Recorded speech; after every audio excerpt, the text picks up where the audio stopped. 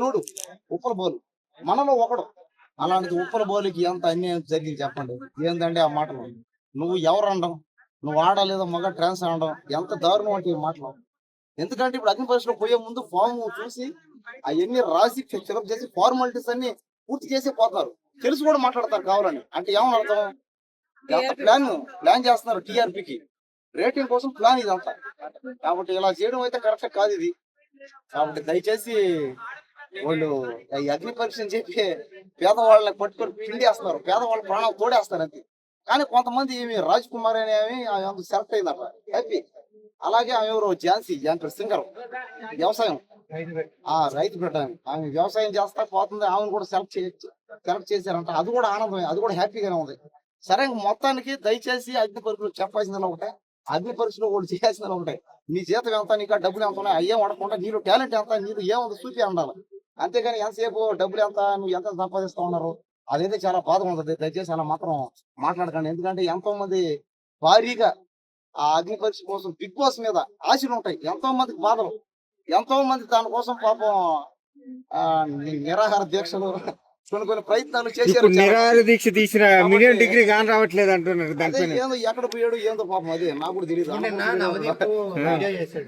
Big boss లో అగ్ని పరీక్ష అంటే అలాగే ఉంటది. మేము ఎలా క్వశ్చన్లు అడుగుతాం అంటే నీకు వీడియోల కింద కామెంట్ల దగ్గర తీసుకునే మేము అడుగుతాం. ఒకవేళ నీకు అవన్నీ ఓకే అనిపిస్తేనే రా, లేకపోతే రామాకండి అగ్ని పరీక్ష అని చెప్పాడు. దానికి నువ్వేమంటావు? అది కరెక్ట్ అనిపిస్తుంది. అయితే అంటే వాళ్ళు చేసిందంతా వాళ్ళు పెట్టి టెస్టులు ఎగ్జామ్లు అని ఓకే, కానీ ఆ మాటలు మాట్లాడడం బిందు మాధవి అడిగిన మాట అయితే బాగాలేదు. ఇక్కడ చాలా మంది అంటున్నారు ఇక్కడ ముగ్గురు దగ్గర మాట్లాడిన మాటలోనే పడకపోతే నువ్వు హౌస్ కి వెళ్ళిన తర్వాత 20 మందితో ఫైట్ చేయాలి, నువ్వు ఎలా ఉంటది నీ మైండ్ అనేది అంటున్నారు. దానికి అది కరెక్టే, ఓకే రైట్, అంతా బాగానే ఉంది. కానీ హడ్ చేసే మాటలైతే వాళ్ళు మాట్లాడచ్చు కదా, హడ్ చేయరు కదా. అది కరెక్ట్. అంటే చాలా మంది బిగ్ బాస్ కి హలో అంటే కులబాలుకి ఉన్న పేరు దానికి సరిపోద్ది, బిగ్ బాస్ కి వెళ్ళేంత అవసరం లేదు అని చాలా మంది అంటున్నారు. నువ్వేమంటావు? బాలు నాకెందుకు కరెక్ట్ అనిపిస్తుంది. ఆయన ఒక శాలరీ, ఆయన కష్టపడుతున్నాడు, మిగతా వాళ్ళకి కూడా వస్తున్నారు, డబ్బులు వస్తున్నాయి కదా. ఇప్పుడు లాస్ట్ టైం బిగ్ బాస్ లో కానీ అంత ముందు అందరి పరిస్థితి బాగుండే పోతున్నారు. దాంట్లో మాలాంటి వాళ్ళకి అయితే లేకుండా పోతుంది. ఎంతసేపు ఇప్పుడు అగ్ని పరీక్షలు కూడా ఏమని అడిగారు, నీకు ఎంత డబ్బులు ఉంటాయి, నీకు ఎంత ఆస్తులు ఉన్నాయి, నువ్వు బయటకు వెళ్ళిన తర్వాత నీ వల్ల కాదు ఫేమస్ అయిపోతావు, తర్వాత డబ్బులు ఉండవు, నువ్వు చాలా బాగా. కళ్యాణ్ పడాల ఇంత ముందు కళ్యాణ్ నార్మల్ గా వచ్చాడు, ఆయన విన్ చేసాం మనం. మరి అంటే వాళ్ళు వచ్చినాడు కదా, మనమే విన్ చేయాలి. అతను బాగా ఓట్లు వేసాం అంతే, బాగా ఆడితేనే ఓట్లు వేస్తున్నాం. కానీ ఎట పడితే అట చేసి ఏదంటే అది మాట్లాడితే ఓట్లేరు ఎవరు. మళ్ళీ పెద్ద యాక్టర్లు ఉన్నారు. అంతెందుకు చర్చిగా ఉన్న నవదీప్ గారే గెలవలు. అతను కారణం ఏంది? ఆట బాగలేదు, మాట్లాడే తీరు బాగలేదు. కాబట్టి అతను ఓడిపోయాడు అంటే కారణం ఏంది? అదే ఇంకా ఆయన ఆట బాగాడు అంతే. ఆట బాగాడు ఓటేస్తారు జనాలు.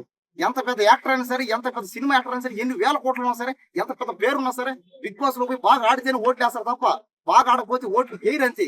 బిగ్ బాస్ స్టేజ్ అనేది ఒక పెద్ద ప్లాట్ఫామ్. వచ్చిన ప్లాట్ఫామ్ ని మనం యూటిలైజ్ చేసుకోవాలి.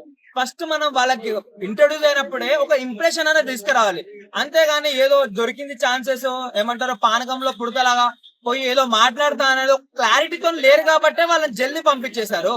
వాళ్ళు చేసింది సెలక్షన్ సూపర్ ఉంది నాకు తెలిసినంత వరకు అయితే. ఒక ఉప్పల్ వాళ్ళని మినాయిస్తే అందరి సెలక్షన్లు బాగానే అయినాయి.